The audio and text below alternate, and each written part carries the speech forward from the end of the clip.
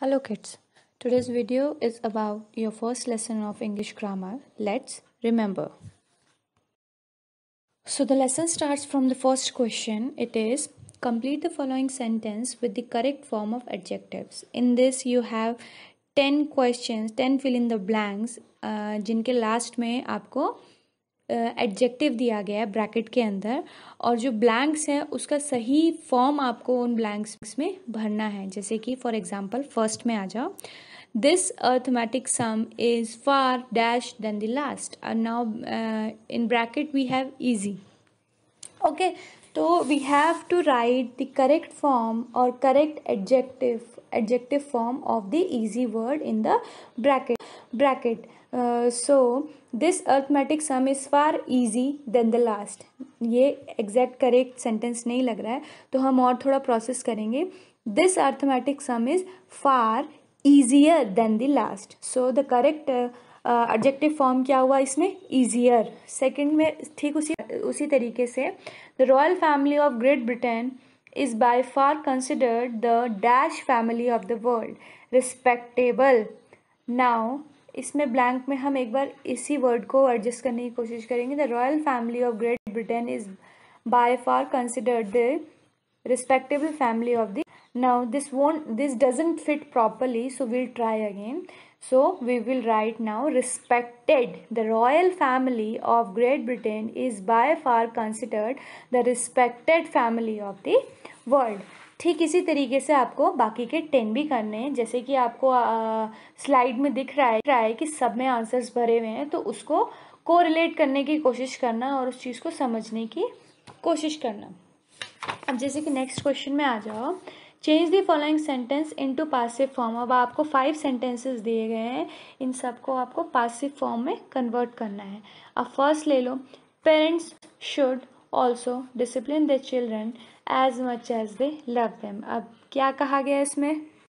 Now see, what is passive form? Means you can say passive voice. Okay, so the definition of passive form is in a sentence if the subject is the receiver of the action and not the doer, sentence is said to be passive form. इसमें क्या बोला गया है? किसी sentence में जो कि subject है, जिसके बारे में वो सेंटेंस है, वो एक्शन का रिसीवर है, ना कि वो एक्शन करने वाला है, तो इस सेंटेंस को हम क्या कहते हैं? Passive form. तो हमें ये 5 के 5 सेंटेंसेस को पासिव फॉर्म में कन्वर्ट करना है। तो हम इसको कैसे करेंगे? जैसे कि फर्स्ट हमारा है parents should also discipline their children as much as they love them. अब इसमें क्या है? इसमें इस सेंटेंस में डूअर है, तो ये पासिव फॉर्म नहीं है, लेकिन हम इसे कन्वर्ट कैसे कर सकते हैं? Parents should. अब ऑल्सो की जगह हम लिख देंगे मस्ट। पेरेंट्स शुड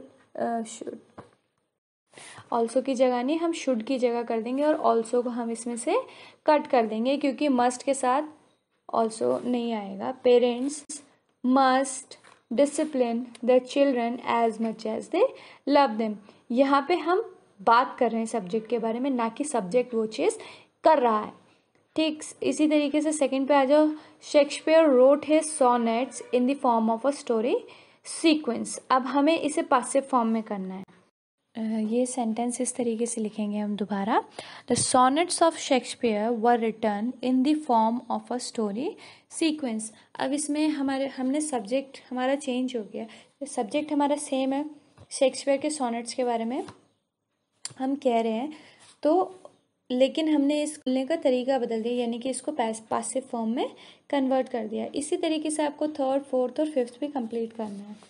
अब डी में आ जाओ, complete the following table using the correct pronouns और पॉजेसिव एडजेक्टिव्स। अब इसमें क्या है? सब्जेक्ट आपको एक क्या बोलते हैं टेबल बना हुआ है जैसे कि दिख रहा है।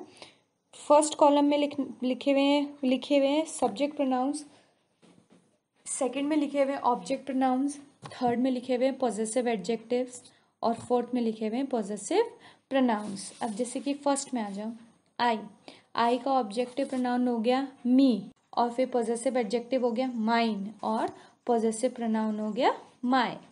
इसी तरीके से आपको बाकी सब भी कंप्लीट करने हैं। हर कॉलम में किसी न किसी जगह पे एग्जाम्पल दिए गए हैं और उसी के साथ में आपको बाकी सब कंप्लीट करने हैं। अगर कुछ समझ नहीं आएगा तो ऑलरेडी आपको स्लाइड में भर के दिया हुआ है, आप वहाँ से उसे कॉपी कर सकते हो और समझ सकते हो। ई में आ जाओ।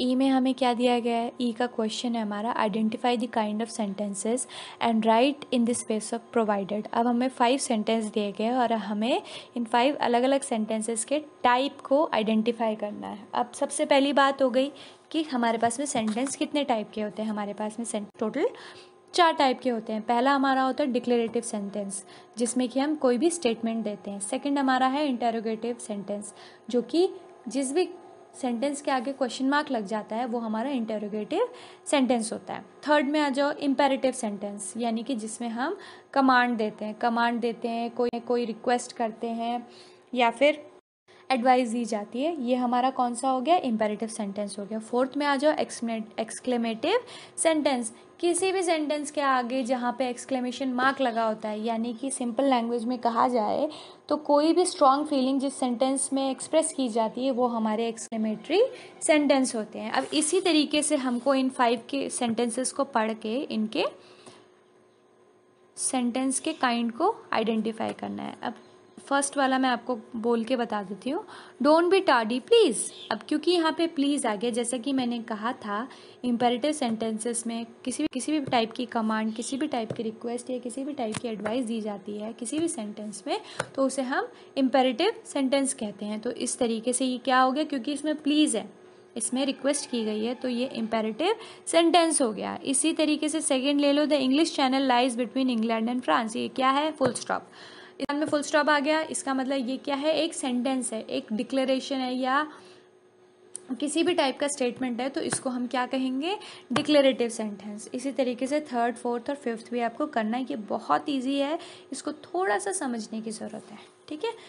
नेक्स्ट में आ जाओ, add a question tag to the sentence given. लो, अब हमारे को टोटल 5 सेंटेंसेस दिए गए हैं और हर सेंटेंस के आगे हम लोग को क्या करना है? क्वेश्चन टैग लगाना है। अब क्वेश्चन मार्क ऐसे ही तो लग नहीं जाता, उस क्वेश्चन के अंदर क्वेश्चन ऐसा लगना चाहिए उसको पढ़ करके कि वो एक क्वेश्चन है, तो हमें इसके साथ में कुछ वर्ड्स ऐड ऑन करके इसको क्वेश्चन में कन्वर्ट करना है हर सेंटेंस को। फॉर एग्जाम्पल फर्स्ट ले लो, you must give your love to all God's creature. इसमें क्या कह रहा है? ये एक नॉर्मल सेंटेंस है कि हमें अपना प्यार भगवान के बनाए हुए सारे क्रिएचर्स को देना चाहिए। तो इसको हम कैसे कन्वर्ट कर देंगे? ध्यान से सुनना, you must give your love to all God's creature, don't you. अब इस तरीके से क्या कर दिया हमने, इसके आगे डोंट यू के बाद हमारा क्वेश्चन मार्क लग जाएगा, तो ये क्या बन गया? ये हमारा क्वेश्चन टैग लग गया। और ये एक इसी तरीके से बाकी के जो 4 और सेंटेंसेस हैं, don't, haven't, didn't, wasn't, hadn't, doesn't, didn't, इस तरीके से ये सारे कुछ वर्ड्स इनमें जोड़ करके, don't I, aren't they, isn't he, won't I, ये वर्ड्स जोड़ करके इसमें इस क्वेश्चन इन सारे सेंटेंसेस को आपको के लास्ट में क्वेश्चन टैग ऐड करना है, यानी कि इन्हें क्वेश्चंस में कन्वर्ट करना है। बहुत ईजी है, आराम से ध्यान से समझना। कुछ नहीं समझ आएगा तो आप लोग मेरे को बता सकते हो। Thank you.